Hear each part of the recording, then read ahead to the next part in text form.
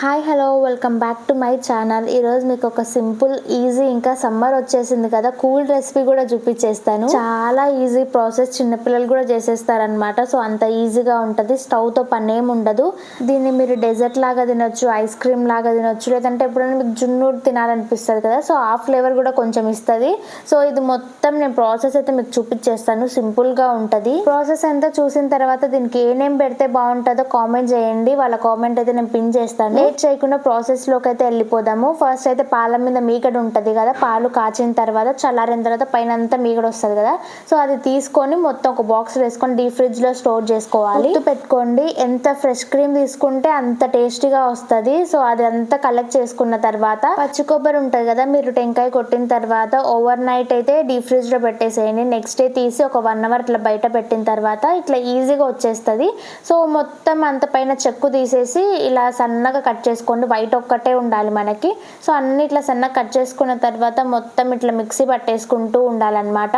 Grinding మొత్తం అయిపోవాలి. కొంచెం అట్లా మనం తీసి పెట్టేసుకోండి, అది మీకు కావాలంటే తీసుకోండి, లేదంటే అలాగే వేసేసుకోండి, అది పెద్ద అవసరం ఏమి ఉండదు. ఫ్రెష్ క్రీమ్ అంతా తీసుకున్నాం కదా, ఇది కూడా ఫ్రిడ్జ్లో స్టోర్ చేసి ఉంటారు. ఒక 1 అవర్ అట్లా బయట పెట్టిన తర్వాత దాన్ని ఫ్రెష్ క్రీమ్గా ఇట్లా మిక్సీలో వేస్ట్ చేసేసుకోండి.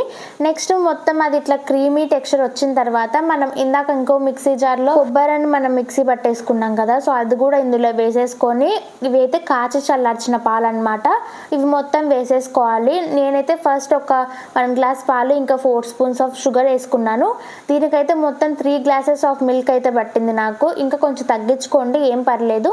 షుగర్ కూడా దానికి తగ్గట్టు మీ టేస్ట్కి తగ్గట్టు అడ్జస్ట్ చేసుకోండి. ఈ వెనీలా ఎసెన్స్ బయట మనకు దొరుకుతుంది అనమాట, ఎక్కువ కాస్ట్ ఉండదు, జస్ట్ 40 రూపీస్ లోపలనే ఉంటుంది. అదొక స్పూన్ వేసేసుకోండి. ఇది వెనీలా ఎసెన్స్ వేస్తే మనకు ఆ వెనీలా ఫ్లేవర్ వస్తుంది, కొత్త టేస్ట్ ఇస్తుంది అనమాట. మీరు ఐస్ క్రీమ్ చేసుకోవాలంటే ఖచ్చితంగా ఈ టేస్ట్ యూజ్ అవుతుంది. ఇంకా డెజర్ట్ అని చెప్పాను కదా, సో దానికి కూడా ఈ టేస్ట్ అయితే బాగా హెల్ప్ చేస్తుంది అనమాట, మంచి ఫ్లేవర్ ఇస్తుంది.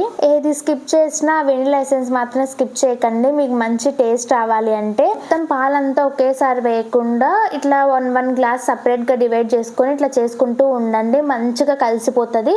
ఇట్లా మొత్తం కలిసిపోయిన తర్వాత ఒక బాక్స్లో అయితే స్టోర్ చేసేసుకోండి. పైన ఇందాక మనం మిగిలించుకున్న కొబ్బరి ఉంది కదా, అది వేసుకోండి, అది ఆప్షనల్ అనమాట, వేసుకున్నా వేసుకోకపోయినా పెద్ద తేడా ఏముండదు. సో మొత్తం ఇది డీప్ ఫ్రీజర్లో నేను మినీ ఫ్రీజ్లో పెట్టేశాను. ఇలా చాలాసేపు అయితే నేను డీప్ ఫ్రీజర్లో పెట్టేశాను. మోస్ట్లీ మీరు నైట్ అంతా వదిలేయండి, మీకు మధ్యలో చెక్ చేసుకోవాలన్న ఆలోచన రాకుండా ఉంటుంది. సో అట్లా నైట్ అంతా వదిలేస్తే అది గట్టిగా అయిపోతుంది అనమాట. పైన అది మొత్తం ఐస్ లాగా కనిపిస్తుంది కదా, మీకు అది రాకుండా ఉండాలంటే అల్యూమినియం ఫాయిల్ పెట్టి క్లోజ్ చేయండి, అప్పుడు ఇలా రాకుండా ఉంటుంది. ఇలా వచ్చిన ప్రాబ్లం ఏం లేదు. ఇది మనకి ఇప్పుడు ఐస్ క్రీమ్ లాగా తినేయచ్చు అనమాట. సో కొంచెం గట్టిగా తీసేసుకొని ఐస్ క్రీమ్ లాగా తినేయచ్చు. ఒకటి గుర్తు పెట్టుకోండి, మీరు ఐస్ క్రీమ్ కోసమే చేస్తున్నట్టయితే ఫ్రెష్ క్రీమ్ అనేది చాలా ఎక్కువ ఉండాలి. మనకి ఇప్పుడు పాలు ఎంత క్వాంటిటీలో ఉన్నాయో దానికి ఎక్కువ ఎక్స్ట్రా క్వాంటిటీలోనే మనకు ఫ్రెష్ క్రీమ్ ఉండాలన్నమాట. సో అలా అయితే మంచిగా వస్తుంది ఐస్ క్రీము. సో నేను ఇప్పుడు ఇంకొక వేలో కూడా చూపిస్తాను మీకు, ఒక డెజర్ట్ లాగా ఎలా చేసుకోవాలని చెప్పేసి. దీన్ని ఇది ఎక్కువ కూల్ లేకుండా నార్మల్ ఫ్రీజర్లో పెట్టేసుకోండి, డీప్ ఫ్రీజర్లో కాకుండా నార్మల్ ఫ్రీజర్లో పెట్టేసుకుంటే ఇలా వచ్చేస్తుంది అనమాట. మొత్తం డ్రై ఫ్రూట్స్ హనీ వేసుకుని తింటే చాలా బాగుంటుంది.